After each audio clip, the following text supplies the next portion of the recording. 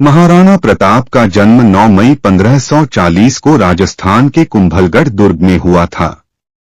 वे मेवाड़ के राजा उदय सिंह द्वितीय और रानी जयवंताबाई के पुत्र थे। बचपन से ही महाराणा प्रताप को साहस, शौर्य और युद्धकला का प्रशिक्षण दिया गया।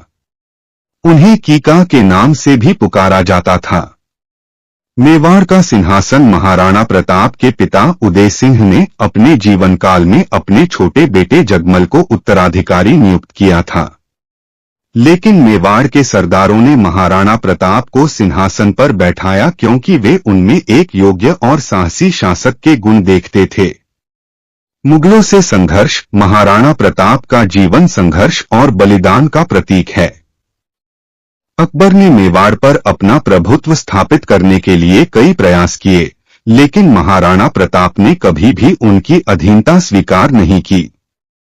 हल्दी घाटी का युद्ध 1576 हल्दी घाटी का युद्ध महाराणा प्रताप और अकबर की सेना के बीच 18 जून 1576 को लड़ा गया। इस युद्ध में महाराणा प्रताप ने अपनी छोटी सी सेना के साथ मुगल सेना का वीरतापूर्वक सामना किया। हालांकि यह युद्ध निर्णायक नहीं था, लेकिन महाराणा प्रताप ने इसे अपनी वीरता और रणनीति से यादगार बना दिया। उनके प्रिय घोड़े चेतक ने इस युद्ध में अपनी जान देकर अपने स्वामी को बचाया। अरण्य जीवन और पुनर्निर्माण हल्दी घाटी के युद्ध के बाद महाराणा प्रताप को जंगलों में कठिन जीवन बिताना पड़ा। उन्होंने अपने परिवार और सेना के साथ बांसवाड़ा के जंगलों में शरण ली, लेकिन उन्होंने हार नहीं मानी।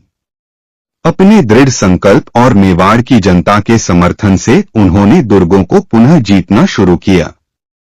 उपलब्धियां और शासन महाराणा प्रताप ने मेवाड़ को पुनः स्वतंत्र किया और चावंड को अपनी राजधानी बनाया।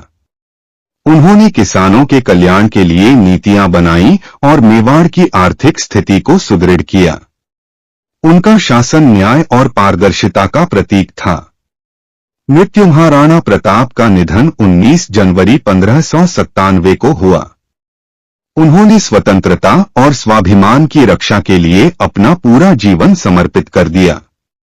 विरासत महाराणा प्रताप को भारत के इतिहास में एक अद्वितीय योद्धा और देशभक्त के रूप में याद किया जाता है।